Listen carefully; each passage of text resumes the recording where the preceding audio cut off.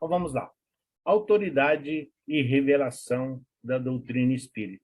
É o nosso primeiro tema deste ano de 2022. Então, nós vamos ver o que é a autoridade e a revelação da doutrina. Pode-se queimar os livros, mas não se pode queimar os espíritos. Portanto, a fonte da doutrina não seria inesgotável pelo fato dela não estar na Terra. É claro que aqui é uma referência ao ato de Barcelona, onde se queimou os livros com todo o preconceito e a discriminação em relação ao livro dos Espíritos, quando do seu lançamento em Paris. Então, a doutrina, ela não está centralizada em uma pessoa, num centro ou numa nação, em um médio. A doutrina é dos Espíritos, então não se pode queimar. Esse quadro, essa imagem que aqui está, quis Deus que a nova revelação chegasse aos homens por mais rápido caminho e mais autêntico. Isso está na introdução do livro dos Espíritos, do Evangelho, exatamente no texto, quando ele fala da autoridade da doutrina e do controle universal do ensino dos Espíritos. Sempre com o objetivo de deixar bem claro que a doutrina não é de Kardec. Nós não somos kardecistas, nós somos espíritas. E a doutrina é uma doutrina universal e todos têm, então, o seu acesso. É uma doutrina revelada e continuamente construída, com a participação de milhões de criaturas, não se limitando ao tempo, espaço ou indivíduo. Tal característica confere ao ensino dos espíritos autoridade perante todas as teorias fundadas com base em um único ser. E esse único ser é Deus. Então, o que ele está dizendo? Que a doutrina espírita, ela é uma doutrina progressista. É uma doutrina que, dentro do seu tripé filosofia, ciência e religião, vai estar sempre fundamentado na lógica e na razão.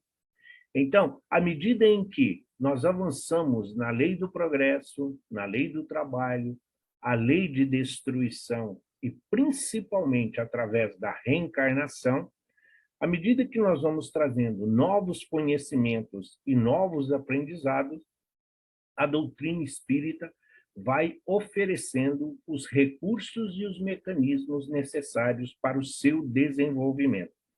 Como Kardec bem fala, o dia em que a doutrina espírita for contestada e provada pela ciência de que ela está equivocada neste ou naquele ponto, ele disse que a doutrina não tem por que não seguir esta nova tendência. Mas o que não foi, pelo contrário, até hoje, a ciência sempre corroborou de forma afirmativa todos os postulados e o conceito da doutrina. E aí está a sua autoridade, porque ela é dos espíritos.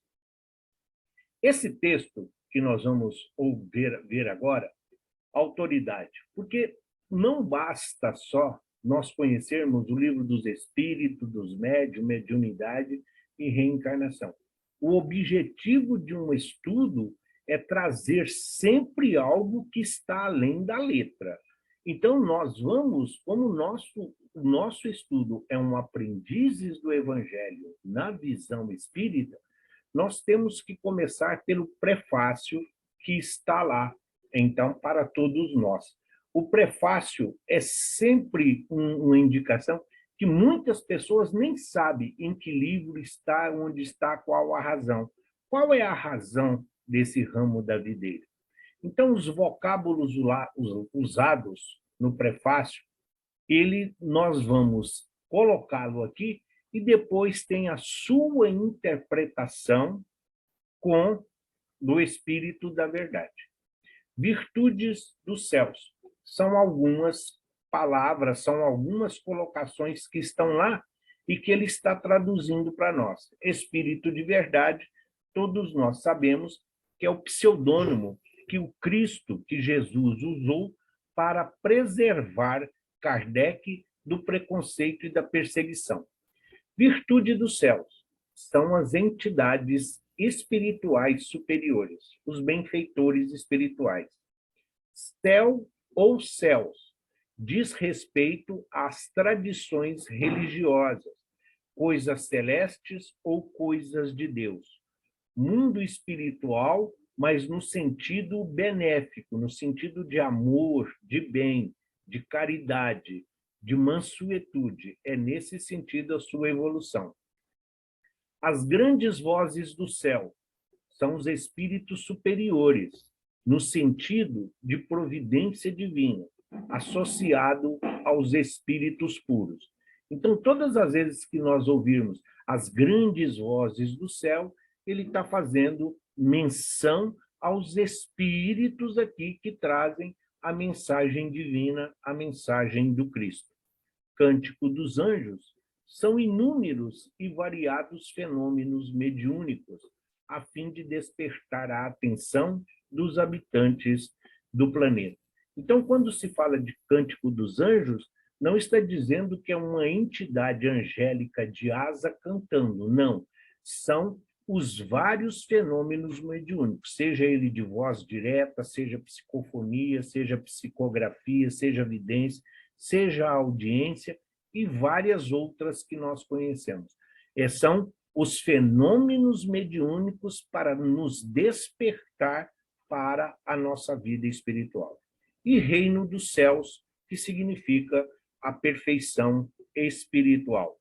Por isso que na oração do Pai Nosso, quando nós dissemos, venha a nós o vosso reino, é o reino de perfeição, é o reino que todos nós almejamos um dia chegar. Os espíritos, agora é o texto, o prefácio propriamente dito. Os espíritos do Senhor, que são as virtudes dos céus, qual imenso exército que se movimenta ao receber as ordens do seu comando, espalham-se por toda a superfície da terra e, semelhante a estrelas cadentes, vêm iluminar os caminhos e abrir os olhos aos cegos. Nós não vamos nos ater a frase por frase, porque senão ficaríamos aqui até amanhã de manhã. Mas é só para que todos possam permitir abrir o coração além da mente para perceber nas palavras a orientação angélica do Cristo. Ele está dizendo que ele está colocando os benfeitores espirituais a nosso dispor, para nos ofertar os recursos, os mecanismos, as oportunidades e as ocasiões para que cada um de nós possa servir dentro do momento evolutivo em que nós nos encontramos. Eu vos digo em verdade que são chegados os tempos em que todas as coisas devem ser restabelecidas no seu verdadeiro sentido, para dissipar as trevas, confundir os orgulhosos e glorificar os justos.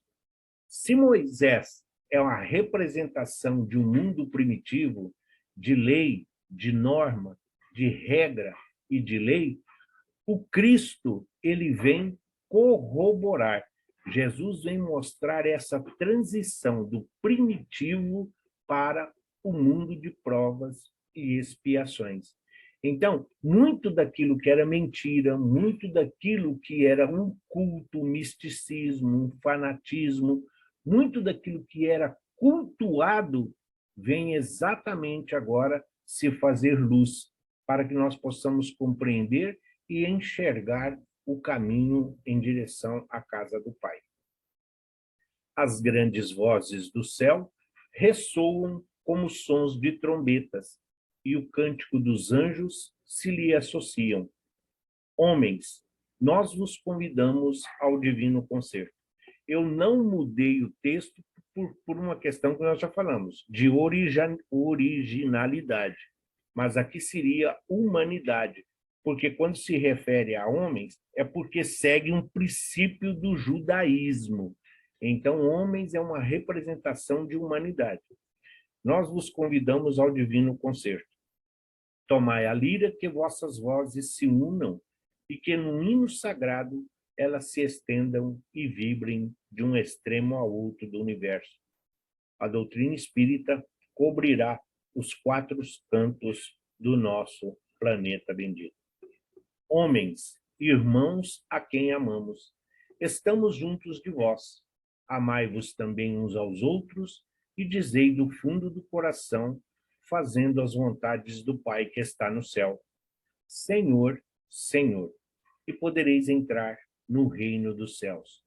Quando ele fala que Senhor, Senhor, ele não está se referindo aos lábios, ele não está se referindo à verbalização, mas sim na prática do amor, no exercício da caridade para o nosso aperfeiçoamento moral.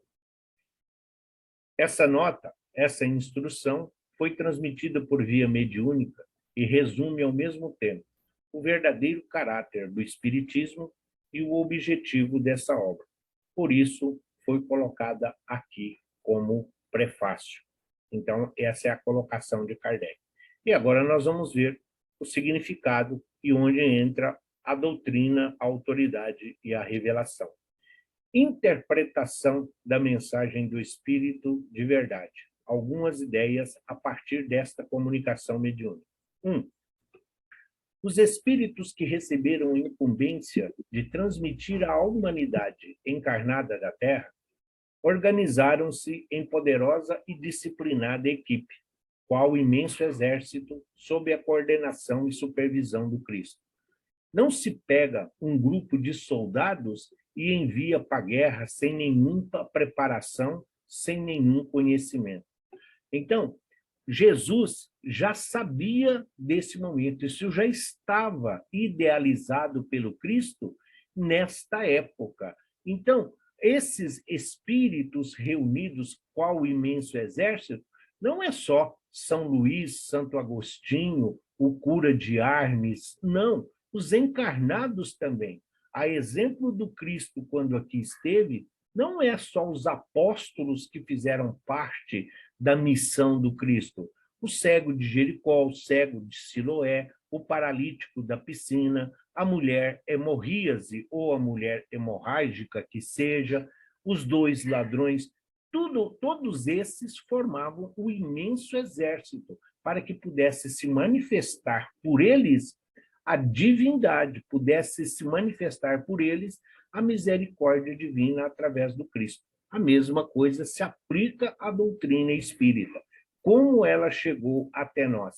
Então, os médiuns em todo o planeta, as casas espíritas que estavam começando, mas é preciso lembrar que a mediunidade já existia desde sempre.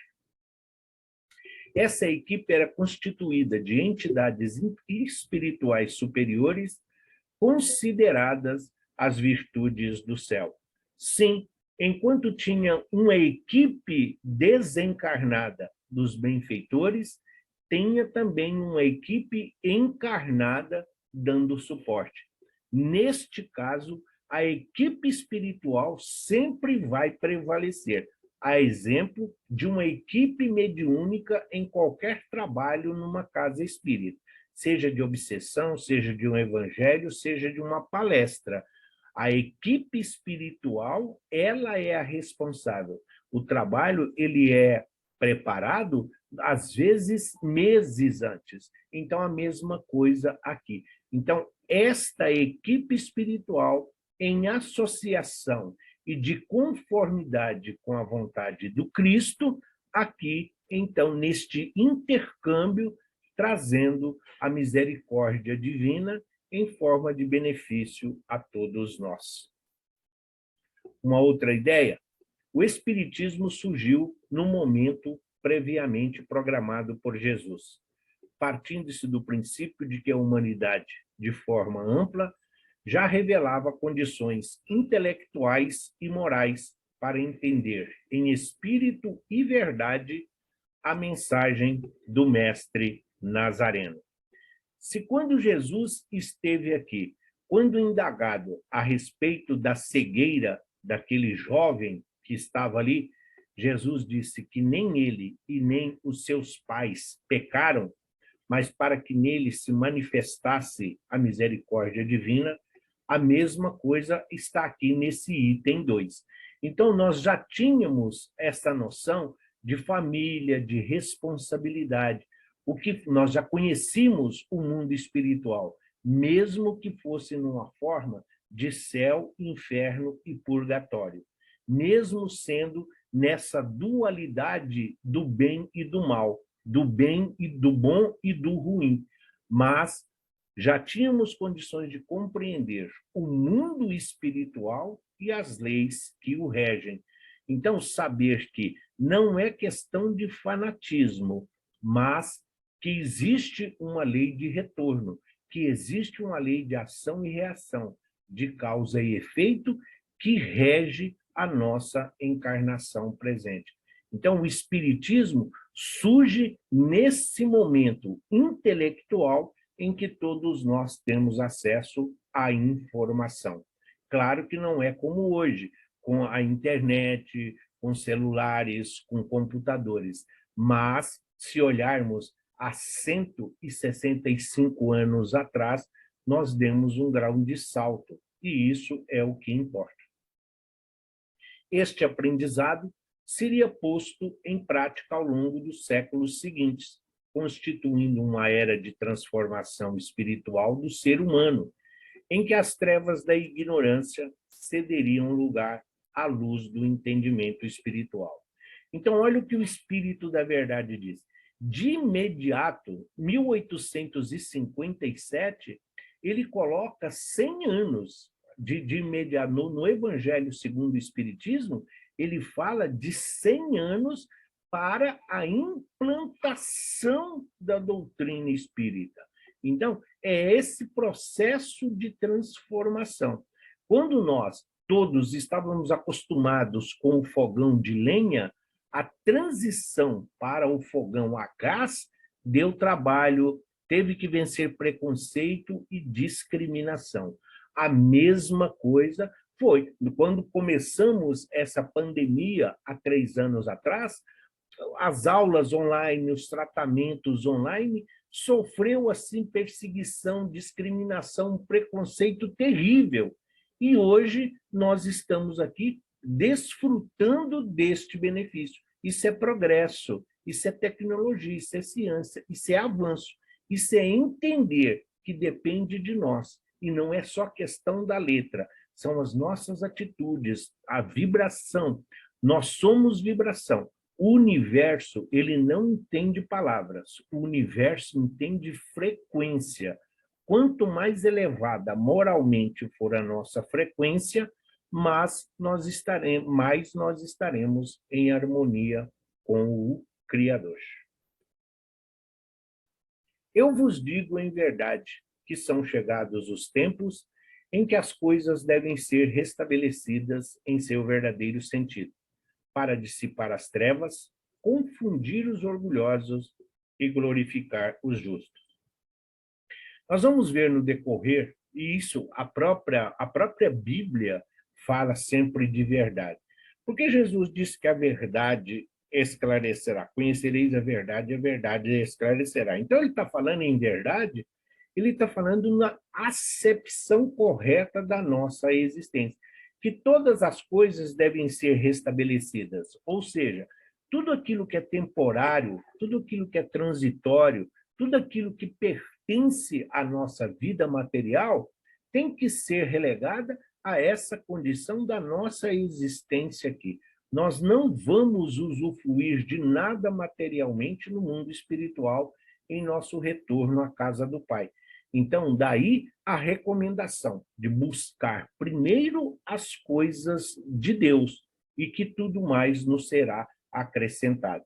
Quando ele fala dissipar as trevas, é as trevas da ignorância, da maldade. Hoje nós já não temos mais duelo, hoje nós não temos mais as criaturas simplesmente tirando a vida do seu semelhante, simplesmente por fatos banais e corriqueiros. Ainda temos um espírito ou outro nessas circunstâncias, mas, de um modo geral, os espíritos encarnados fazendo o bem são em muito maior número do que aqueles que ainda causam discórdias e atritos em relação à nossa caminhada terrena. Os espíritos superiores, que são as grandes vozes do céu, providência divina, associado aos espíritos puros e o cântico dos anjos que lhes associa, anunciariam a mensagem em todas as partes do mundo por meio de inúmeros e variados fenômenos mediúnicos, a fim de despertar a atenção dos habitantes do planeta. Então, imaginemos, Kardec, porque aqui nós começamos a entender a importância de um codificador. Porque quando se fala que a doutrina não é de Kardec, muitos pensam que nós estamos relegando a ele uma condição inferior. Não, sendo ele um poliglota, porque ele falava, alguns afirmam 8, outros falam 10 idiomas, ele era tradutor, ele era um catedrático. Os anos de estudo que ele fez em Yverdon, lá na Suíça, com Pestalozzi, foram fundamentais para que ele pudesse elaborar e codificar a doutrina.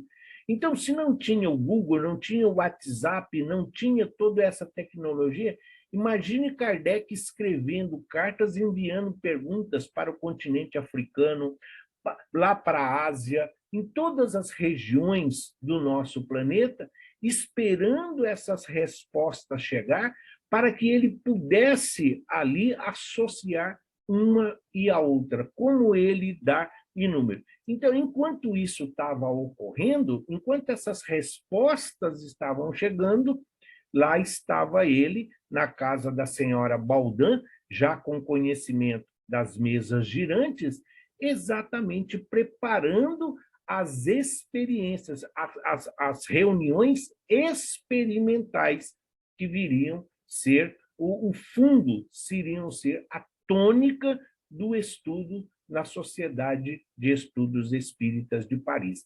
Então, esses fenômenos mediúnicos sempre ocorreram. Desde Moisés, nós estamos cansados de saber que existiam.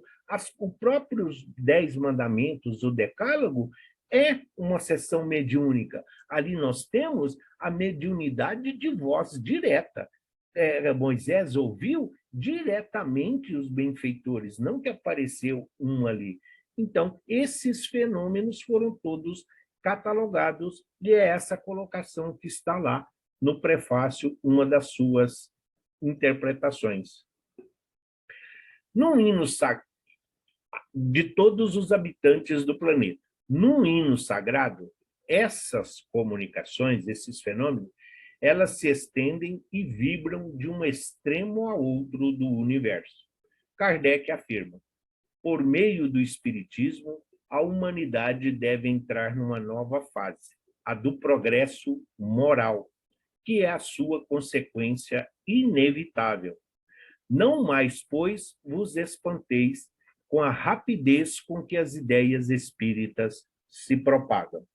Então, se demorou aí um século, se demorou 100 anos para essa edificação, para distribuição, para divulgação da doutrina, se nós observarmos nos últimos 65 anos, a doutrina espírita ela deu um salto enorme de penetração e de divulgação. Temos muitos espíritas. A doutrina espírita ela é fantástica, excepcionalmente evolutiva e consoladora. Nós espíritas, nem tanto, mas Kardec está dizendo, nós não vamos ficar parados, porque o progresso, o conhecimento e a informação, hoje, qualquer um tem acesso, então isso vai modificar, não só vencendo a ignorância, mas principalmente tirando essas criaturas do jugo das seitas e das religiões, uma vez que nós sabemos que a religião sempre escravizou os seus tutelados. A religião sempre escravizou os seus assistidos, que seja através desse Deus que é para ser temido e que Jesus veio apresentar como um Deus que é para ser amado. A última ideia da mensagem, o finalzinho do prefácio, fornece condições para alcançar o reino dos céus, a perfeição espiritual, amor mútuo e amor a Deus, cumprindo a sua vontade. Homens, irmãos a quem amamos, estamos junto de vós. Amai-vos também uns aos outros e dizei do fundo do coração, fazendo as vontades do Pai que está no céu. Senhor, Senhor, e podereis entrar no reino dos céus. Não se ama a Deus se não amar o próximo. Não se ama o próximo sem amar a Deus. Posso amar a Deus e ao próximo sem ter uma religião? Sim, pode, mas vai sempre estar faltando ali um algo a mais, que é essa religiosidade. A religião é dos homens, religião é humana, religião é algo bem particular nosso aqui, material. Religiosidade é a nossa relação com o Criador, é a nossa relação com Cristo, é essa vida de relação que todos nós temos. Então, quando nós dizemos amar a Deus, ou quando nós dizemos, como ele diz aqui, Senhor, Senhor, porque quando nós estamos numa condição de necessidade, nós somos toda humildade e toda simplicidade. Ai, Deus, me ajuda. Ai, Deus, me socorre. Ai, Deus, se for da sua vontade, olha, que isso aconteça. Mas quando nós estamos irados, nós tratamos Deus, Jesus, os santos, os benfeitores, como se fossem simples serviçais. Da mesma forma que muitas vezes nós nos dirigimos ao pai, à mãe, aos nossos irmãos que nós dissemos que amamos, quando nós fazemos verdadeiro show, quando nós promovemos um verdadeiro espetáculo, nós costumamos fazer a mesma coisa em relação a Jesus e a Deus. Então, para que possamos entrar no reino dos céus, a vida espiritual, necessário se faz que nós sejamos obedientes, não no sentido de temor, não no sentido de medo, mas no sentido de compreender as nossas imperfeições, procurando se melhorar a cada dia. Na introdução do Evangelho segundo o Espiritismo, como complemento de cada preceito, acrescentamos algumas instruções escolhidas entre as que os espíritos ditaram em vários países e por diferentes médios. Se essas instruções tivessem emanado de uma única fonte, poderiam ter sofrido uma influência pessoal ou do meio, ao passo que a diversidade das origens prova que os espíritos dão seus ensinos por toda parte e que ninguém goza de qualquer privilégio a esse respeito. Aí alguns dirão assim, mas por que as mensagens do Evangelho segundo o Espiritismo está sempre se referindo a Paris, Bordeaux, aqui ou outra? Ele fez ali uma compilação, Kardec fez isso, mas não é de uma única fonte, não é de um único médium. Então, ele compilou, ele olhou, viu tudo que era comum nesta ou naquela e fez uma ideia geral, aproveitando sempre a essência dos ensinamentos. Então, para que ninguém pudesse ter, não é esta casa, não é este país, não é esta cidade, não é este ser humano aqui encarnado, nem é esse desencarnado. Tanto é que tem algumas mensagens onde os benfeitores espirituais estão numa condição que nem a Kardec eles quiseram se identificar. Simplesmente eles colocaram um espírito protetor, um espírito, estão nessa condição, mas não é uma fonte única, não é um único médium, a universalidade da doutrina está exatamente nas comunicações que vieram de todas as partes do nosso continente. Forma alegórica e intencional, chamado também de misticismo. A forma alegórica e intencional, o misticismo da linguagem, fazem com que a maioria o leia por desencargo de consciência e por dever, como leem as preces sem as entender, isto é, sem proveito.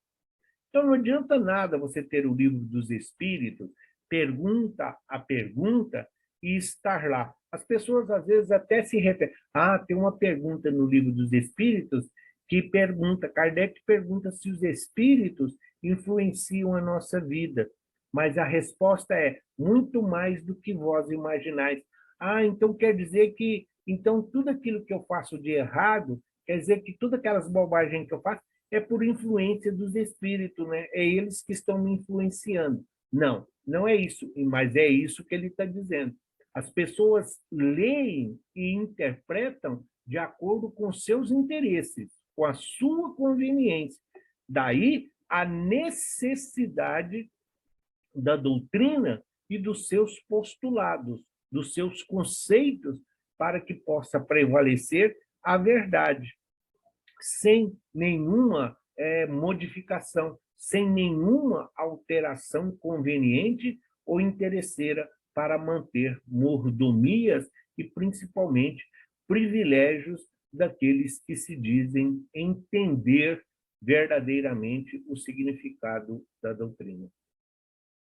Passam-lhes despercebidos os preceitos morais, disseminados aqui e ali, intercalado nas massas narrativas. Impossível, então, apanhar-se-lhes o conjunto e tomá-los para objeto de leitura e meditações especiais. Não adianta nós pegarmos o livro dos Espíritos e lermos ele num fim de semana. Não é esse o objetivo. Não adianta você pegar lá o capítulo 1 do Evangelho segundo o Espiritismo, o que é Deus, ou Deus que está lá, eu não vim destruir a lei, e ler todo aquele texto. Não, se você ler um parágrafo daquele por noite, um parágrafo daquele por dia, e refletir sobre o significado daquilo, o que você entendeu, o que você entende, o que você já pode praticar, é esse o objetivo. Não adianta ler. Existem, as pessoas vão dizer, eu já li todos os livros da codificação, eu já li toda a obra do André Luiz. Então, o que nós vamos dizer? A pessoa que, às vezes, lê muito é só um idiota com informação. É só um intelectual, vamos assim dizer, mas sem nenhuma benemerência no seu coração. Então, objetivo nenhum. Então, essa é a figueira seca, a figueira que Jesus condenou lá atrás. Então, esse misticismo e esse fanatismo não é frequentar e lotar. Deus não se encontra nos templos de pedra. Os templos de pedra, casas espíritas enquanto alvenaria, é para que nós possamos nos reunir protegidos das intempéries, sol, chuva, calor, o vento. Mas Deus habita o templo do nosso coração. Essa é a essência da doutrina espírita. A chave da interpretação, muitos pontos do Evangelho, da Bíblia e dos autores sacros, em geral, por si só são ininteligíveis, parecendo alguns até irracionais, por falta da chave que faculte se lhes aprenda o verdadeiro sentido. Esta chave está completa no Espiritismo, como já o puderam reconhecer os que têm estudado seriamente, e como todos, mais tarde, ainda melhor o reconhecerão. Não é que a doutrina espírita seja correta, não é que a doutrina espírita seja única. Assim como a Bíblia foi codificada, como a Bíblia foi elaborada por São Jerônimo, os livros estão colocados ali numa ordem de entendimento religioso. A doutrina espírita, Kardec, o Evangelho segundo o Espiritismo, ele, por exemplo, ele colocou os temas de acordo com a sua necessidade. Então, ele colocou o capítulo do amor, tudo que Jesus falou sobre o amor. No capítulo sobre perdão, tudo que Jesus falou sobre perdão. Aqueles termos mais complexos e mais difíceis que Jesus dizia e que as pessoas têm dificuldades de entender, por exemplo, ele colocou no capítulo 24, a moral estranha. Se não odiar seu pai e sua mãe, deixa que os mortos enterrem seus mortos. Dessa forma. Então, tudo precisa de uma elaboração. E a doutrina espírita esses que ninguém aprende espiritismo em um mês, em um ano. Talvez a encarnação toda que nós passamos aqui, 98 anos, segundo Emmanuel, que é a média geral, e nós vamos aprender muito pouco e praticar menos ainda. Mas isso não é demérito, é a nossa condição moral, é a nossa condição evolutiva de hoje. Mas, quando nós olhamos a Bíblia, principalmente o Antigo Testamento, nós temos muitas dificuldades. É uma verdadeira odisseia. Por isso, essas aulas introdutórias do nosso aprendiz, a aula de hoje, as próximas duas aulas, é exatamente porque se nós não tivermos conhecimento dos costumes e das tradições, nós não vamos entender Jesus. Se nós não entendermos Jesus, nós não vamos compreender a doutrina espírita. Então, tem que se fazer um link entre um e outro, para que nós possamos caminhar de uma forma segura, desviando-se dos obstáculos e dos empecilhos que muitas vezes são colocados em nosso caminho. Conformação do processo com a moral do Cristo. Espera aí, deixa eu ver aqui. Conformação do proceder com a moral do Cristo. Esta obra é para uso de todos. Dela podem todos aurir os meios de se conformar com a moral do Cristo, o respectivo proceder. Qualquer um tem acesso à doutrina espírita.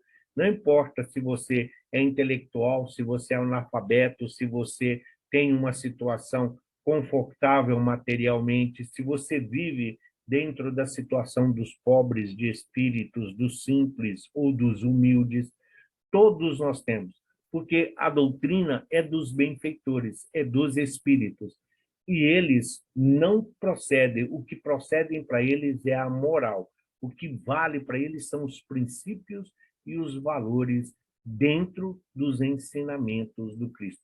Todos têm acesso, é isso a sua maior importância.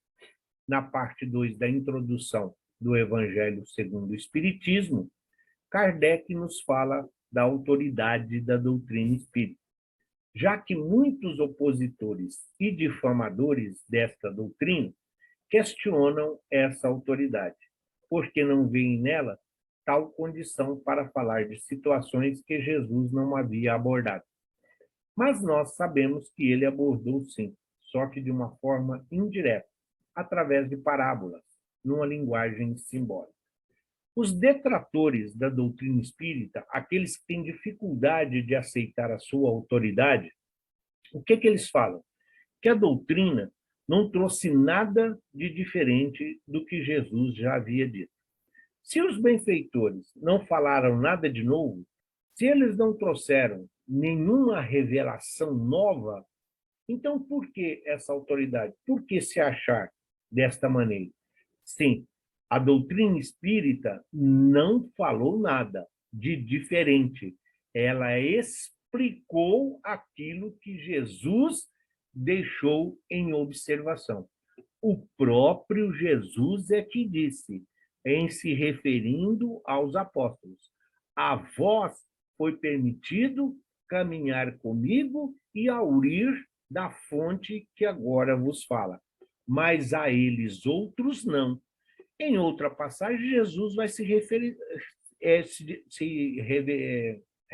fazer referência ao Consolador, que virá para esclarecer todas as coisas, para falar daquilo que nós, naquela época, não compreendemos. Então, a doutrina espírita, assim, mas Jesus não falou de mediunidade, Jesus não falou de reencarnação. Tá, verdade, na Bíblia não falou. E a transfiguração no Tabor não é mediunidade? Ali não é uma mediunidade de audiência, não é uma mediunidade de vidência? Os apóstolos não viram? Mas não fala de reencarnação. Jesus não fala a Nicodemos que se faz necessário renascer na água e do Espírito. Jesus não está falando de reencarnação. Jesus não afirma ser João Batista a reencarnação de Elias. Então, Jesus está falando, sim. Jesus está falando de mediunidade.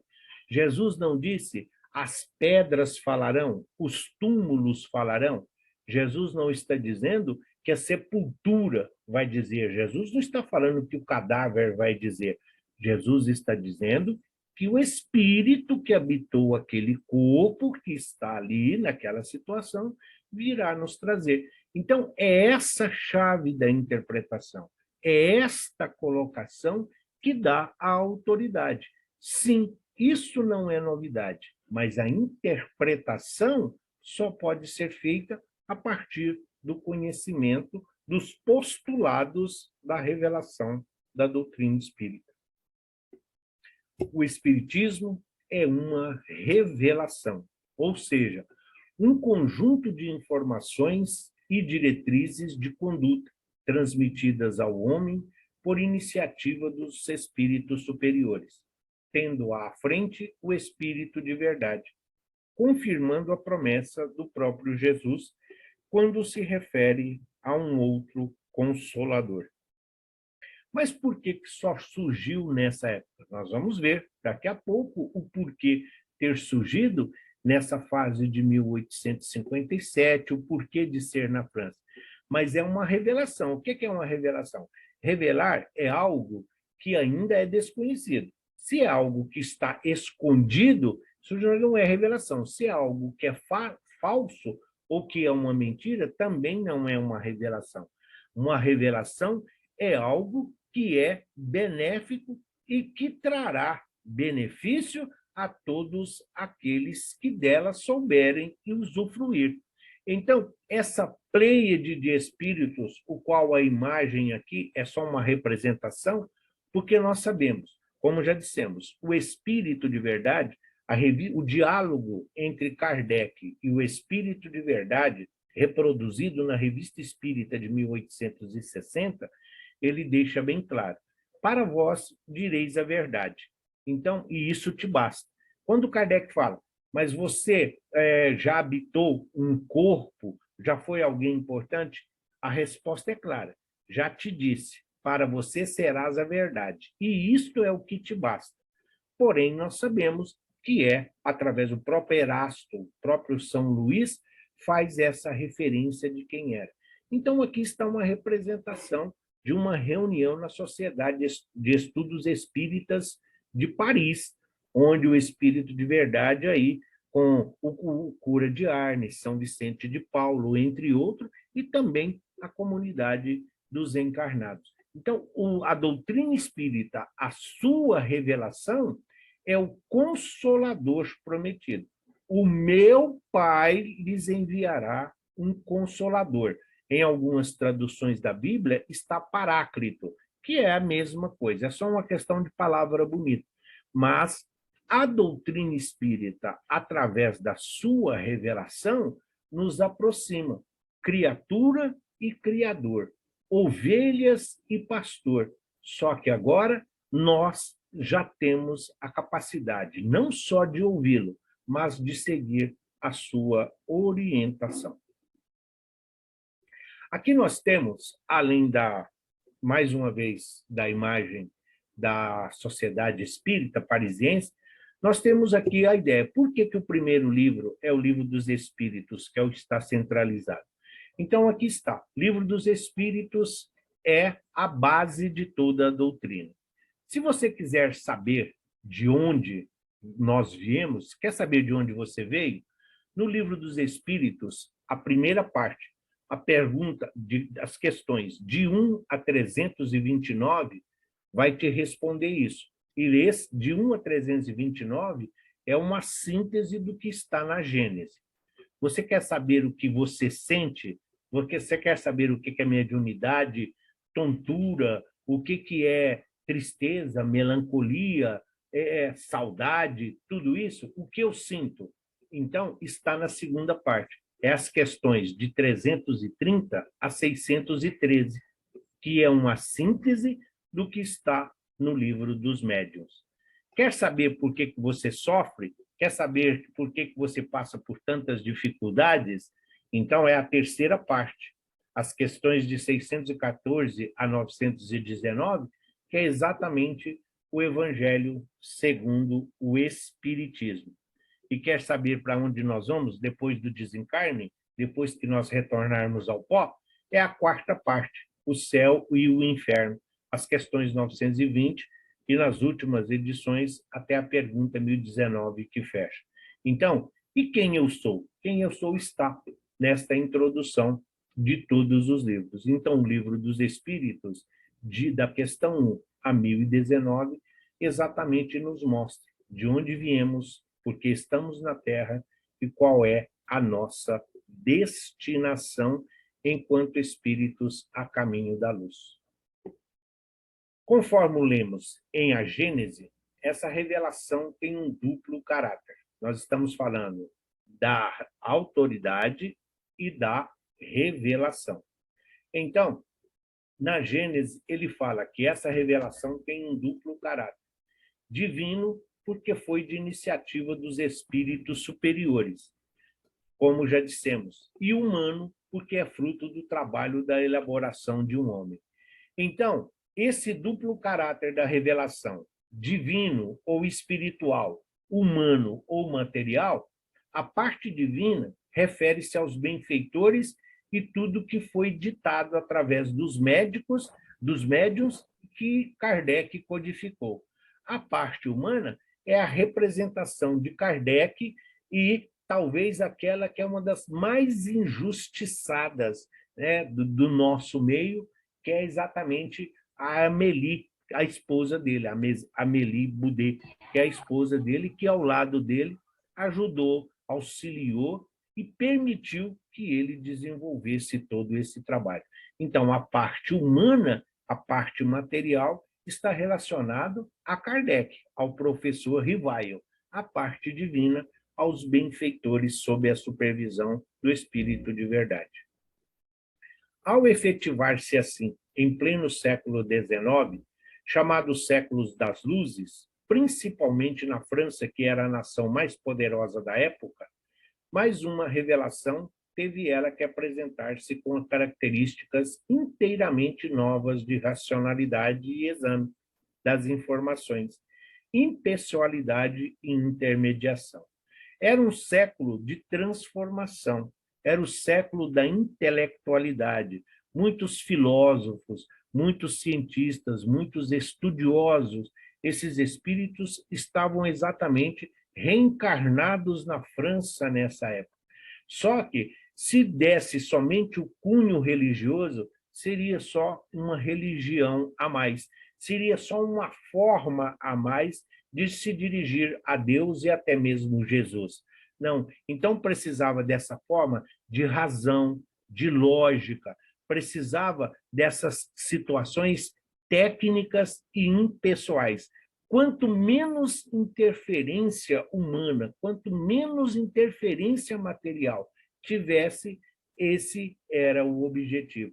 E exatamente, Kardec era um cientista, Kardec era alguém que tinha um nome, era um homem de ciência. Então, ele estava ali como cientista e não como um religioso, exatamente para dar esse cunho, essa autoridade da sua revelação universal. Pois estava surgindo na Terra o materialismo, o positivismo e o racionalismo. A ciência se levantava, se opondo aos ditames religiosos. Por isso, os espíritos aproveitaram o momento para trazer novos ensinamentos, começando com a filosofia, o livro dos espíritos. Nós vimos agora há pouco, quando falando que os detratores da doutrina, eles falam que ela não tem autoridade porque não fala nada de diferente do que Jesus disse. Tá, mas Jesus está lá na Bíblia que Jesus ressuscitou Lázaro. Em momento algum, a doutrina falou que ele não foi ressuscitado. Em momento algum, ela falou que aquilo ali foi um show ou um espetáculo. Ela só explicou, através da ciência, que eles não estavam mortos. Lázaro estava em um processo letárgico. Então, numa época em que tudo era ciência, tudo era lógica e tudo era razão, era preciso trazer de volta os ensinamentos de Jesus. Essa parte de filosofia, a inteligência suprema, causa primária de todas as coisas, veio exatamente trazer um direcionamento, o caminho que todos nós devíamos e devemos seguir, tendo como livro dos Espíritos a base da nossa caminhada. Depois, com a ciência e a observação, na sequência, o livro dos médiuns. 7 anos depois, falando de Jesus no Evangelho segundo o Espiritismo. Se de início tivesse sido trazido o aspecto religioso da doutrina espírita, muitos daquelas pessoas que estavam deslumbrados pelo aspecto da ciência, talvez não dessem mais ouvidos, achando que seria mais uma religião. Então, o que ele está dizendo? Tem uma sequência lógica. Livro dos Espíritos, dizendo que é uma ciência. O livro dos médiuns, mostrando o mundo espiritual e as leis que os regem. E o Evangelho segundo o Espiritismo, trazendo os ensinamentos de Jesus, sempre fundamentados dentro da ciência. Se fosse, quando Kardec vai a ver as mesas girantes, que era um espetáculo, a primeira pergunta que ele faz, quando é estipulado que um toque na mesa é sim, 2 toques é não. E consegue se formar palavras, consegue se formar frases, a primeira coisa que ele diz, aqui nós temos uma manifestação inteligente. Então, se tem aqui um efeito inteligente, então tem uma causa inteligente que o produz. Então, é essa a autoridade, é essa revelação que hoje dá esse aspecto de ciência e filosofia. É uma manifestação inteligente, porém sem uma matéria visível aos nossos olhos materiais. Então, para os homens de ciências, para os intelectuais que sempre entenderam religião como beatice ou carolice, misticismo ou fanatismo, vem a explicação científica, onde você consegue, através de pequenos gestos, de toques, como foi a mesas girantes, efeitos físicos, cadeiras se movendo, mesas se movimentando, canetas sendo presos a cestas e outros objetos, escrevendo, ditando frases, é essa parte científica e experimental que dá a autoridade para a manifestação mediúnica daquilo que nós precisávamos para a implantação da doutrina em todos os continentes. A pedra de toque do Espiritismo é a obra de Allan Kardec, o Livro dos Espíritos. Mas por que essa obra e não a outra? E não qualquer outra? Por que ela é a mais importante? A pedra de toque, por que ela é a fundamental? Por que ela é a primeira? É bom deixar bem esclarecido esse porquê, pois há muitas pessoas que não entendem a razão disso e acham que se dá a preferência a Kardec por motivos emocionais e mesmo ao fanatismo. Por que Kardec? Por que não esse? Por que não aquilo? A própria Revista Espírita, os próprios benfeitores, eles deixam bem claro, Kardec era a primeira opção. Mas como nós sabemos que no mundo material, o meio em que nós reencarnamos influencia e muito a nossa existência, então Jesus tinha um segundo, um terceiro e um quarto plano.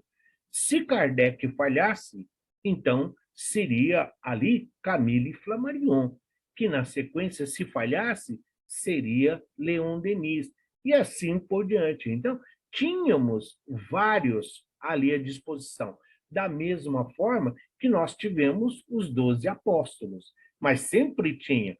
Quando Judas Iscariotes deserta pelas portas ali do suicídio, do arrependimento, então, neste momento, Matias, que estava ali, é ele o escolhido para compor. Então, tudo segue um motivo. Então, não é Kardec, não é uma preferência. Kardec não é uma escolha. Toda preferência é uma injustiça, e toda injustiça não iria de acordo com o mais perfeito dos espíritos que já viveu aqui entre nós, o nosso diretor angélico, Jesus. Essa colocação aqui de razão e fé, todos devem, é só para motivo de esclarecimento, e até mesmo porque nós fazemos uso da razão, e hoje, com as redes sociais aí, as pessoas vivem discutindo principalmente aquilo que não sabem. Não estamos dizendo que sabemos. Mas a colocação de Michelangelo e essa interpretação do dedo de Deus, sempre que vocês tiverem acesso a essas informações da Capela Sistina, esse dedo de Deus e o dedo do homem aqui na representação de Adão, vocês vão observar que na pintura o dedo de Deus está esticado, ele está na sua acepção, bem esticado. E o dedo de Adão, representando o homem, o material, ele está encolhido. Isso representa o nosso livre-arbítrio. Se você quiser tocar Deus, você precisa estender a mão. Você precisa ali progredir. É o livre-arbítrio. Se você ficar na zona de conforto, você nunca vai ter a oportunidade de chegar à condição de bem-aventurados os puros de coração, porque verão a Deus. Então, esse dedo encolhido da razão mostra que é a nossa opção de avançar, recuar ou estacionar. Não está relacionado à fé, mas sim a uma racionalidade que só depende de nós dentro da nossa programação. Kardec representa um padrão, porque os estudos introduzidos por ele são frutos de uma observação, de uma conferência rigorosa de fontes mediúnicas múltiplas. Se a doutrina espírita fosse uma criação humana, não teria como garantia senão as luzes daquele que a tivesse concebido. Essa obra não é pessoal. Ele não criou uma doutrina particular. Mais uma vez, nós não somos kardecistas, somos espíritas. Kardec não criou uma doutrina, ele codificou. A doutrina é dos espíritos. As fontes mediúnicas, os médiuns, grande parte deles nem sabiam que estavam contribuindo para a elaboração desta obra hoje chamada Codificação Espírita. Então, quando fala, não é uma criação, a parte humana é a codificação e a elaboração. E se fosse simplesmente de Kardec, então era a ideia de Kardec, era a opinião de Kardec, era o conhecimento de Kardec. E a nós, hoje, quando nós estudamos as obras da codificação, nós encontramos ali muitos assuntos que estavam muito além do que Kardec conhecia e daquilo que ele vivenciava e praticava. Então, não é uma obra pessoal. Sim, ele faz parte de um grupo, ele faz parte de uma equipe onde hoje nós conhecemos os dois planos da vida. Essa obra é dos espíritos superiores. da falange do Consolador, ou Espírito de verdade, que Jesus prometeu enviar à Terra quando os homens estivessem aptos para compreender a sua doutrina em essência. Por esta razão, o codificador deu ao livro básico da doutrina o título de O Livro dos Espíritos e a própria doutrina o nome de Espiritismo, porque não é dele. O Livro dos Espíritos, foram eles que ditaram. Livro dos Espíritos, as orientações, as colocações que ali estão são dos Espíritos. Sendo o Livro dos Espíritos a base, sendo as orientações dos Espíritos a base desta codificação ou dessa doutrina, nada mais perfeito do que doutrina dos espíritos ou espiritismo sob a supervisão do Espírito de verdade ou o próprio Cristo. Então, quando Jesus disse ali que era preciso o quê? Jesus, quando esteve aqui, por que Jesus não aproveitou e falou tudo? Era preciso avançar a ciência, era preciso que a tecnologia se desenvolvesse, era preciso que nós nos modificássemos moralmente, que avançássemos na nossa evolução para que pudéssemos compreender muito daquilo que ele falou. Se hoje nós encontramos ainda muitas dificuldades, nós brigamos com o evangelho todos os dias, imagine a época do Cristo, a verdadeira batalha que nós travamos para este entendimento. Então, doutrina dos espíritos, a sua universalidade está nesta revelação através dos médiuns em várias partes do nosso continente e, ao mesmo tempo, centralizadas e codificadas por alguém de ciência, por alguém com conhecimento material para poder fugir exatamente do misticismo, dando essa tônica de que ciência e religião pode sim perfeitamente andar de mãos juntas. A doutrina, portanto, não é de Kardec, não obstante ele ter feito a sua parte, através da elaboração das perguntas que fazia aos espíritos, quer também através dos comentários explicativos que ele escreveu. O codificador foi o intermediário entre o mundo espiritual e o mundo corporal, recolhendo as informações e coordenando metodicamente. Então, ele fez a sua parte. Será que nós estamos fazendo a nós? Ele nos deixou da mesma forma que Jesus, em momento algum, desprezou aquilo que Moisés havia feito. Jesus corrigiu, sim, aquilo que era temporário, aquilo que era transitório. A doutrina espírita faz exatamente a mesma coisa. Ela modificou os ensinamentos de Jesus? Não. Ela traz uma interpretação. Como que nós poderíamos compreender há muitas moradas na casa de meu pai sem a doutrina espírita mostrando a preexistência da alma? Quer dizer que não importa o fato de desencarnarmos nesta ou naquela situação, seja o nosso Chico Xavier, seja aquele assassino confesso, ali todos vão para a mesma vala? Não. Então, é estes ensinamentos, é esta interpretação que dá a importância do que foi Kardec, do que foi o professor Rivail. É a parte técnica aqui a serviço do Evangelho de Jesus. Nós não podemos prescindir de ninguém em nossa caminhada. Alguns não dão importância. Para Jesus, Maria, os apóstolos, seja Zaqueu, seja Madalena, todos tiveram a sua importância. Mesmo se nós lembrarmos, quem aqui é oriundo de igreja católica, por exemplo, sabe, tem uma passagem na Bíblia que é muito usada em novenas nas igrejas, quando eles falam assim, que então Maria, quando o menino Jesus nasce, ela o leva no templo e o coloca nos braços do velho e sábio Simeão, que era um sacerdote do templo. quando ela coloca a criança nos braços de Simeão, então ele diz: agora eu já posso morrer em paz, porque eu conheci o Salvador. Então, isso tem uma importância, isso tem uma interpretação. É alguém que tinha o conhecimento da sua missão, e ele estava ali, através dos seus ensinamentos.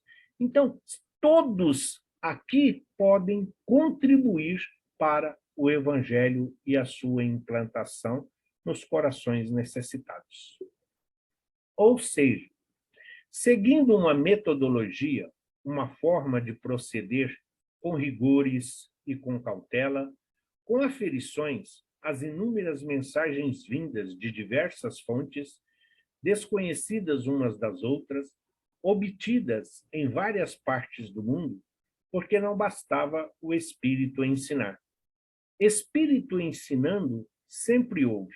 Era preciso se certificar de sua autenticidade. Então, assim como Elias ouviu os benfeitores dizendo a ele que ali iria cair um raio, e ele fez uso disso para sacrificar os sacerdotes do deus Baal, da mesma forma que Moisés atravessou lá, subiu no Sinai para receber as tábuas da lei, então sempre teve espírito ensinando, de uma forma ou de outra, sempre teve orientando. Tobias não teve um anjo que lhe acompanhou na sua viagem? Então sempre teve espírito ensinando, falando.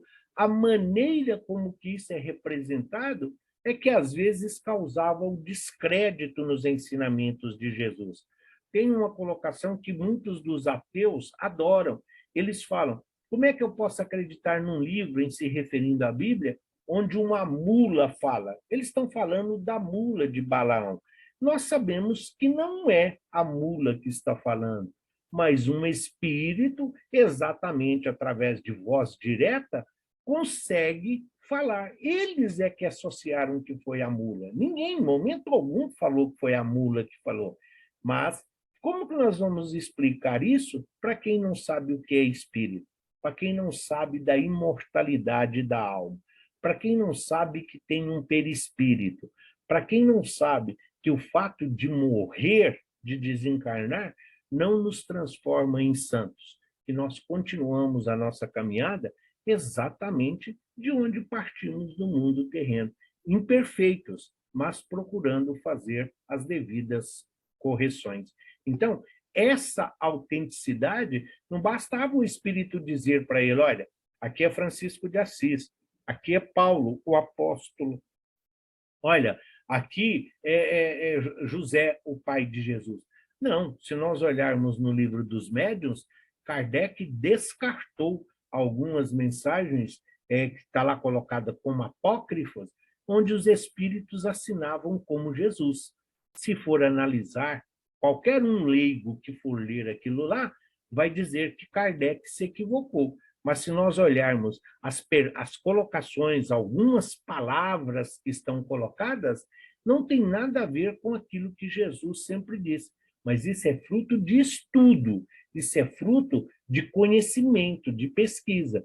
Então, para isso, nós temos as criaturas que pesquisam, que estudam, palestrantes, oradores, tem aqueles especialistas que vão lá exatamente trazer a colocação dentro da essência do ensinamento, exatamente para que nós não sejamos mais sendo cegos, sendo conduzidos por outros cegos. Kardec trabalhou assessorado por uma pleiade espiritual extraordinária. Espíritos como São Luís, como São Vicente de Paulo, Platão, Sócrates, Fênelon, Pascal e muitos outros que, quando viveram aqui na Terra, deram demonstrações de grande elevação espiritual e que efetivamente se adiantaram no progresso moral e intelectual e que contribuíram para essa grandiosa obra. Então, aqui praticamente é o que foi sempre colocado. Kardec, ele faz parte de uma equipe onde a maioria absoluta são os benfeitores espirituais. Este grupo de espíritos trouxe ensinamentos por vários médiuns, desconhecidos uns dos outros e em localidades também distantes umas das outras, e que falavam basicamente a mesma coisa. Não foi apenas um único médium a colaborar. Na Revista Espírita de 1858, Kardec afirma ter obtido respostas concordantes de mais de 50 médiuns. Então, não é um único médium de um único país. Ele sempre procurou ver o que todos falavam, para ver os pontos comuns que isso usou.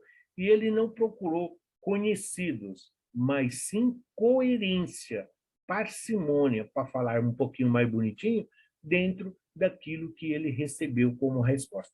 A média dos médiuns que ele usou, 50. Entre outros, quem muito colaborou com ele foi exatamente Hermance Dufour, o espírito que ditou a trilogia dos livros do Vanderlei de Oliveira, que começa com Reforma Íntima sem Martírio e termina com Laços de Afeto.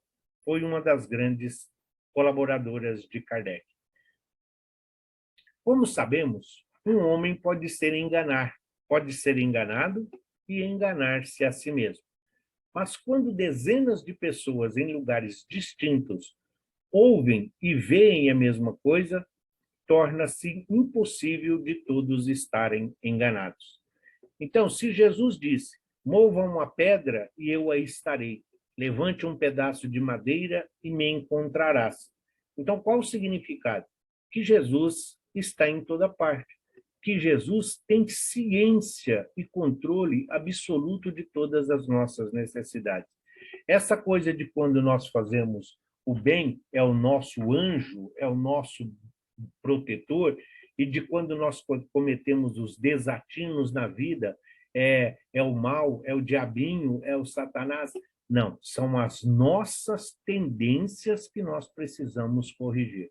Os benfeitores existem? Existem, sim. Existe um anjo mau para contrabalançar? Não. Então seria um Espírito Santo, o de Aureolinha, e um espírito ruim, o do Garfinho. Tá, é só para identificação de Espírito Santo e Espírito mau, Espírito ruim. Não. Os benfeitores, eles estão conosco, eles nunca se afastam. E eles só não se aproximam quando nós deixamos de ouvir as suas orientações, quando nós achamos que já somos autossuficientes e esquecemos ou criamos um ambiente, um terreno infértil onde nós não conseguimos absorver os seus ensinamentos. Então, uma pessoa pode ser enganada. Eu recebi uma mensagem do Bezerra de Menezes, vou colocar no grupo, tá? Mas essa mensagem foi só eu que recebi. Então, se foi só eu que recebi, eu posso estar enganado, como eu posso enganar as pessoas. Mas se todos os participantes do aprendiz ouviu a mesma mensagem, ou se a maioria daqui do grupo ouviu a mesma mensagem, então, se mesmo que mude uma ou outra palavra, é essa a universalidade, é essa a autoridade, é essa forma de revelação. Não a um, mas a todos. Então, todos dificilmente serão enganados da mesma forma e nas mesmas circunstâncias, até porque estamos em estágios diferentes. Kardec teve o cuidado de afastar as opiniões isoladas daquele médium que trabalha sozinho. A opinião pode ser dele ou do espírito.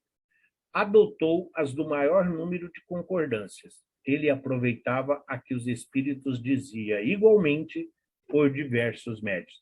Muito cuidado com aquele médium que fala, eu só trago mensagem do Emmanuel, eu só trago mensagem da Joana de Ângelo, eu só trago mensagem do Francisco de Assis.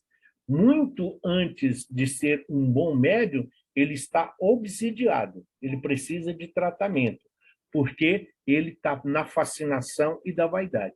Não existe exclusividade no mundo espiritual. É preciso estar sempre de acordo. É exatamente essa variedade. Por quê? Por quê? Os espíritos não sabem mais do que nós. Então, o espírito só fala daquilo que ele tem conhecimento. E não é pelo fato de ser espírito que ele tem acesso a todas as informações ou que ele está sempre correto no seu dizer. Afastou todas as ideias sistemáticas, aquelas em que o espírito se torna repetitivo em várias situações. Rejeitou ideias individuais, só aquele espírito fala do assunto. Recusou os testemunhos duvidosos, descartou as ideias excêntricas que fogem da realidade, coisas bizarras, coisas com tom místico, ou em contradição com os dados positivos da ciência. Foi assim que Kardec trabalhou. O que aquele espírito que sempre falava: olha, vocês precisam fazer evangelho todo dia, vocês precisam fazer evangelho todo dia, vocês precisam fazer evangelho todo dia. Isso é uma situação repetitiva? Precisa ver as circunstâncias em que ele está se referindo. Mas se só ele falava isso, então Kardec isolou. Porque às vezes é só esse espírito que está falando disso. Da mesma forma, olha, você põe um copo com sal grosso atrás da porta, você coloca a vassoura com os pelos para cima atrás da porta. Você não pode colocar roupa no varal para secar do avesso. Então, todas essas fórmulas bizarras, essas recomendações, todo esse misticismo foi descartado. Então, Kardec fez uso da lógica e da razão, do conhecimento para melhor discernir.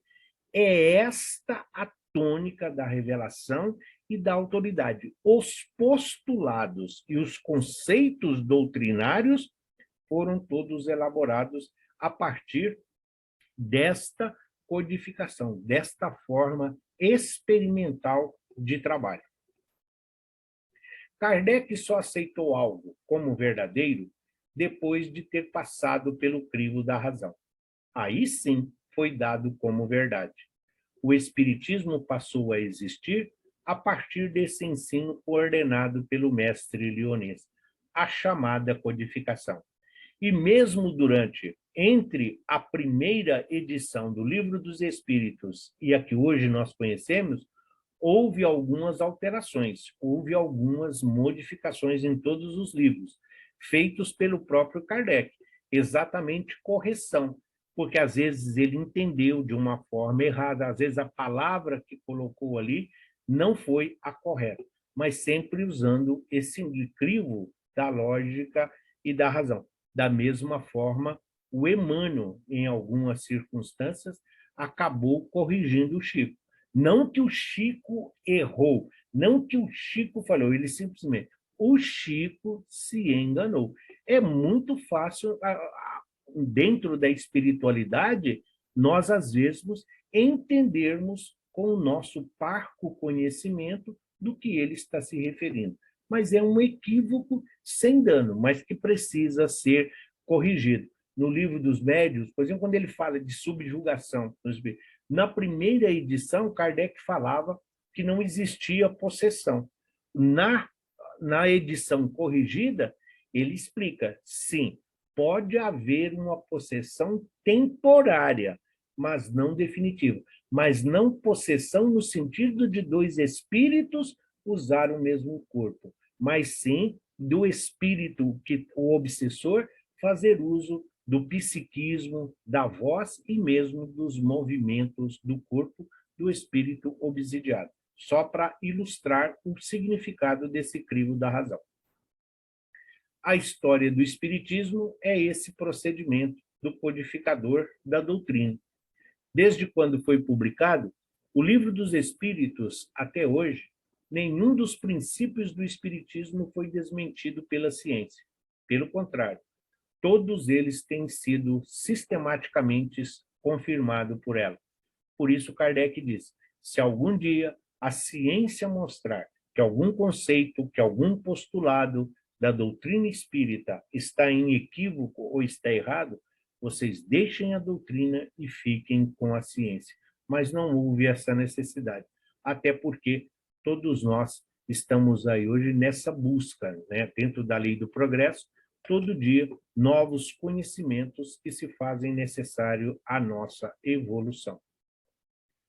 Kardec fundamentou a autoridade da doutrina sobre esse aspecto, com o estabelecimento das bases do Espiritismo.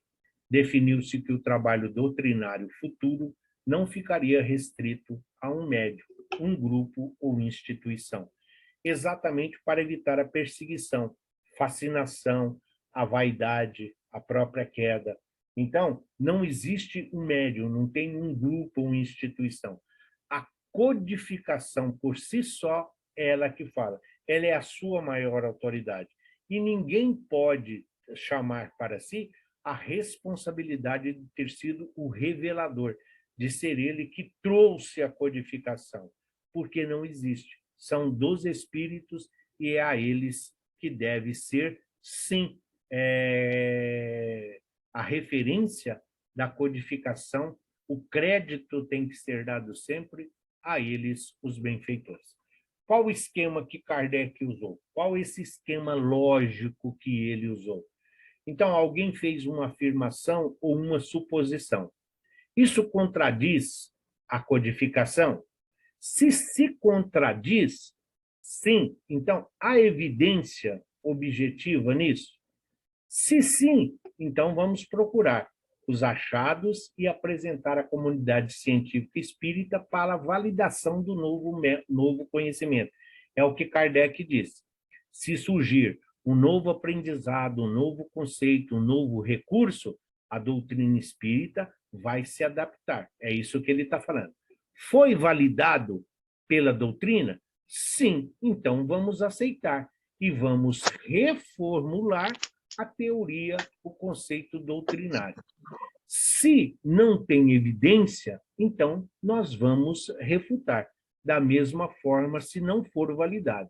Se não for validado, não é simplesmente uma refutação em si, mas manter este corpo doutrinário, essa teoria. É preciso haver sempre esse estudo, os cursos de aperfeiçoamento, de atualização, sempre de acordo com as necessidades dos assistidos. O quadrinho, a imagenzinha aqui à esquerda, exatamente mostrando o método científico, que é nada mais do que as mesas girantes, os efeitos físicos, um efeito inteligente produzindo uma causa inteligente, mais um conceito de lógica, de razão e racionalidade dentro de um conceito catedrático de conhecimento. Tudo que no futuro fosse feito deveria ser submetido a um sistema de controle que Kardec denominou o controle universal de espíritos, que foi a explicação que está no anagrama que aqui está. Portanto, a partir do momento em que nos considerarmos espíritas, temos que buscar essa coerência com as fontes originais do espiritismo, porque só elas representam a segurança oriunda da metodologia empregada pelo codificador, principalmente na situação atual do movimento espírita. Hoje, nós já encontramos criaturas espíritas dizendo que Kardec está ultrapassado, que precisa haver uma releitura do livro dos espíritos. Então, hoje você já tem o Evangelho segundo Sebastião, o Evangelho segundo a Cleide, o Evangelho segundo a Alessandra, o Evangelho segundo o Renato, como se nós tivéssemos conhecimento suficiente ainda do Evangelho ou do próprio livro dos Espíritos. Da mesma forma que nós temos aqueles que entendem que espiritismo é o que vai de acordo com seus interesses e as suas conveniências. Não. Kardec pega o livro dos médiuns, lá tem um capítulo 4 que fala de método, que fala de sistema, que mostra exatamente como foi elaborado pelo plano superior a implantação da codificação e do porquê de ser chamado do Consolador prometido. O Consolador prometido que Jesus faz referência, inclusive lá no sermão profético, exatamente esperando o nosso avanço, o nosso conhecimento, a nossa facilidade à busca de informações. Então, tem muito espírita que quer se adequar à doutrina à sua vida e aos seus interesses, esquecendo-se que Jesus, ele não modificou o seu evangelho para agradar a ninguém, mas o seu evangelho é universal como a doutrina, exatamente porque todos podem se abrigar sobre a sua proteção. Não será um homem tampouco, será um espírito que venha se impor a quem quer que seja. Será a universalidade dos espíritos que se comunicam em toda a terra, por obediência divina. Esse caráter da doutrina espírita é essa a sua força, é essa a sua autoridade. Ninguém pode dizer, qualquer uma das obras. Próprio André Luiz, se nós pegarmos lá o livro Nosso Lar, o primeiro, que é o primeiro dele, nós vamos ver que um aprendiz, um aluno no mundo espiritual, quando nós chegamos a ler Os Missionários da Luz, nós vamos ver o desenvolvimento, a evolução do aprendizado, dos conceitos que ele nos traz. A mesma coisa é para todos nós. Então, lemos Deus, o Criador, o Todo-Poderoso? Sim. Muitas vezes nós ficamos em dúvida. Devo me referir a Deus ou a Jesus? Deus, o Pai, o Criador, aquele que nos fez a sua imagem e semelhança. Jesus, nosso irmão maior, nosso companheiro, alguém que foi criado igual a nós, simples e ignorante, e que atingiu esse patamar hierárquico que nós conhecemos. Então, a doutrina espírita nos oferece aí o caminho seguro, o direcionamento. Ela nos dá os recursos e os mecanismos, mas não nos obriga a aceitá-los. Fica a critério de cada um. É o livre-arbítrio, que depois da vida é a maior dádiva divina para a nossa existência. A essência do espiritismo não está representada na quantidade dos seus seguidores, mas sim na manutenção de uma mensagem que não pode ser deturpada ao sabor dos traiçoeiros ventos da história. Cumpre, pois, que cada um de nós caiba uma profunda reflexão sobre o que queremos e esperamos de nossa doutrina. Nós não estamos preocupados se vamos ter 100, 120 ou 200 alunos. Se nós tivermos 2 ou 3, nós vamos estar aqui com o mesmo amor, com a mesma disposição, com a mesma compreensão, com a mesma responsabilidade. E isso vale para as casas espíritas também. A única coisa que muda é que nas casas espíritas, nos cursos, quanto mais pessoas estiverem na busca de conhecimento e de informação, a responsabilidade de quem está trazendo também é proporcional. Então, a quem muito foi dado, muito lhe será pedido. Mas não nos faltará misericórdia divina e amor do Cristo em nossa caminhada. São, pois, os próprios espíritos que fazem a propagação, com o auxílio dos inúmeros médiuns que também eles, os espíritos, vão suscitando de todos os lados. Se tivesse havido unicamente um intérprete, por mais favorecido que fosse, o espiritismo mal seria conhecido.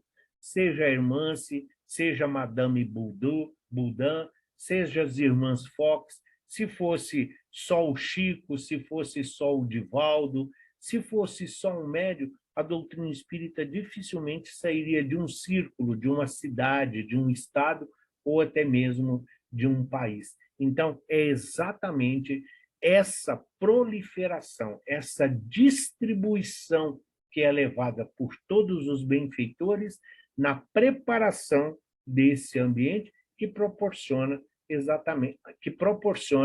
essa penetração da doutrina espírita em forma de consolação, de acolhimento, de paz e harmonia que todos nós precisamos. Então, os médiuns também mentem, eles também vão muitos ali dizer e dar a sua opinião.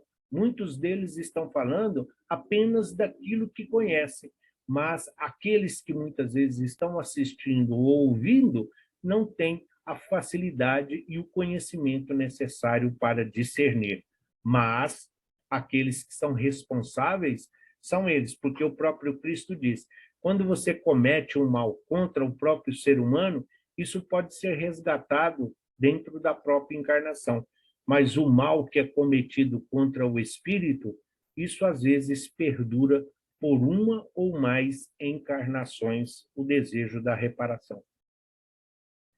Qualquer que fosse a classe a que pertencesse tal intérprete, houvera sido objeto das prevenções de muita gente, e nem todas as nações o teriam aceitado, ao passo que os espíritos se comunicam em todos os pontos da terra, a todos os povos e a todas as seitas, a todos os partidos e todos os aceitam. Seja com o nome de paranormalidade, seja com o nome de encosto, seja com o nome de benfeitor, anjo guardião, anjo da guarda, seja com qualquer nome que seja para o bem ou para o mal. Então, em todas as partes do nosso continente, existem espíritos se manifestando, existem pessoas sendo beneficiadas e existem pessoas dentro das reparações necessárias à nossa caminhada evolutiva. O espiritismo não tem nacionalidade, não faz parte de nenhum culto existente, nenhuma classe social o impõe, visto que qualquer pessoa pode receber instruções de seus parentes e amigos de além-túmulo. Cumpre seja assim, para que ele possa conduzir todos os homens à fraternidade. Se não se mantivesse em terreno neutro, alimentaria as distinções em vez de apaziguá-las. Eu não vejo nada, eu não entendi o que ele está dizendo aqui. Qualquer um pode receber. Quando você vai sair de casa, você volta para pegar algo que você esqueceu e aconteceu alguma coisa. Nossa, eu estava pensando em você e te encontrei. Nossa, quanto tempo estava pensando em você e você me ligou. Exatamente, seja na forma de intuição, de inspiração, seja nos fatos corriqueiros do nosso dia a dia, seja naquelas pequenas surpresas, acasos e coincidências, nada mais é do que os benfeitores, do que a espiritualidade se manifestando em nossa vida. Nessa universalidade do ensino dos espíritos reside a força do espiritismo e também a causa de sua tão rápida propagação. Enquanto a palavra de um só homem, mesmo com o concurso da imprensa, levaria séculos para chegar ao conhecimento de todos, milhares de vozes se fazem ouvir simultaneamente em todos os recantos do planeta, proclamando os mesmos princípios e transmitindo-os aos mais ignorantes, como aos mais doutos, a fim de que não haja deserdados.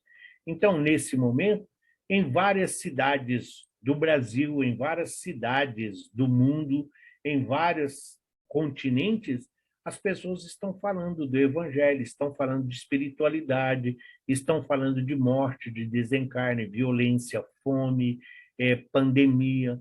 Muitos estão recebendo orientações, muitos estão sendo acalentados, confortados, muitos estão sendo harmonizados. É isso que importa, mesmo fugindo ao nosso entendimento. É essa situação. Então, nós não precisamos de um veículo de comunicação. Seja hoje mais raro o escrito, mas o rádio que é falado, o televisivo que hoje tem imagens e as próprias tecnologias hoje das mídias e redes sociais, mas de uma forma ou de outra nós estamos levando o evangelho de Jesus e os seus ensinamentos a partir da doutrina espírita. É uma vantagem que não goza nenhuma das doutrinas surgidas até hoje. Se o espiritismo, portanto, é uma verdade, não teme o mal-querer dos homens, nem as revoluções morais, nem as subversões físicas do globo, porque nada disso pode atingir os espíritos. Primeiro slide. Não adianta queimar, porque os espíritos não podem ser queimados. A mesma coisa aqui está. Nada do que nós podemos fazer pode atingir os espíritos, mas nós, por outro lado, porém podemos sofrer as consequências e as responsabilidades dos nossos atos. A imagem é bem clara, é sempre uma renovação. Aquele que está chegando daquele que está partindo, aquele que cumpriu a sua missão e aquele que está chegando, aquele que está partindo, deixando um mundo melhor para este que está chegando, e este que está partindo podendo ser recebido pelos seus benfeitores, pelos seus colaboradores, pelos responsáveis pela sua encarnação. São os espíritos, assim como nós, só que eles já estão em condições de zelar e de cuidar de nós, ainda crianças espirituais na nossa evolução. Este século não passará sem que ele resplandeça, ele, o Espiritismo, resplandeça em todo o seu brilho, de modo a dissipar todas as incertezas, porquanto daqui até lá, potentes vozes terão recebido a missão de se fazerem ouvir, para congregar os homens sob a mesma bandeira, uma vez que o campo se ache pronto. Parábola do semeador. Nós já estivemos na condição da semente que caiu à beira do caminho. Nós já estivemos na condição daquela em que a semente nasceu, germinou, mas logo o sol veio e levou. Hoje, nós nos encontramos na condição da semente que se encontra no espinheiro.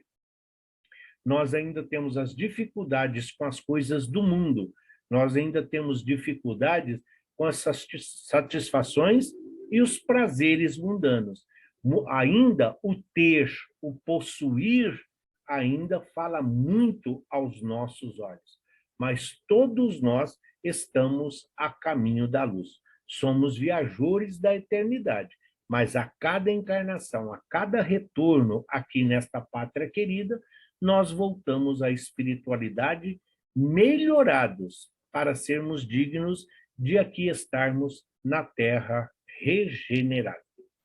Enquanto isso não se dá, aquele que flutue entre os dois sistemas opostos pode observar em que sentido se forma a opinião geral.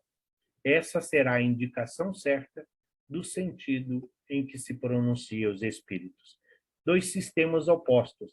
Viver a vida material gozando e usufruindo dos prazeres terrenos ou na busca dos gozos espirituais.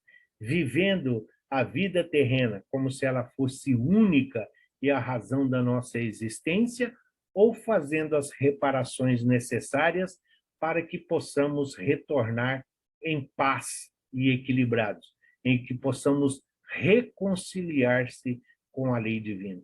Então, é só olhar em que direção o mundo caminha. É só observar a lei do progresso e a lei do trabalho, a própria lei da destruição, e compreender que a reencarnação é a síntese da nossa existência.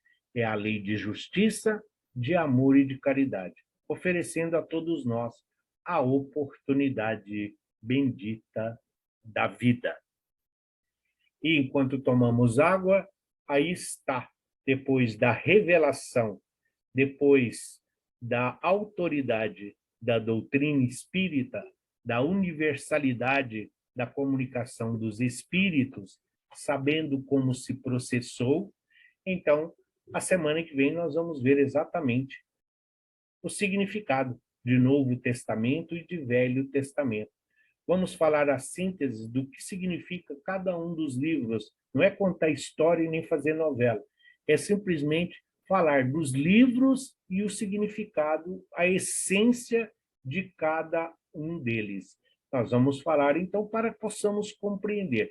Entendemos a revelação, sabemos a importância da autoridade, então agora nós vamos ver o que é o antigo, o novo, porque Jesus, como aqui está, Moisés, a primeira revelação, a lei de Deus foi recebida através dos espíritos superiores e vale para sempre porque são leis perfeitas e imutáveis. Jesus não veio destruir a lei divina, mas a lei temporária.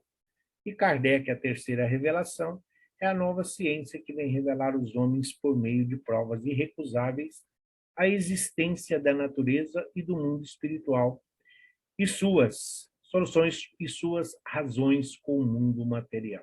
Então, aí está, e contamos com a presença de todos. Que assim seja, graças a Deus e graças a Jesus.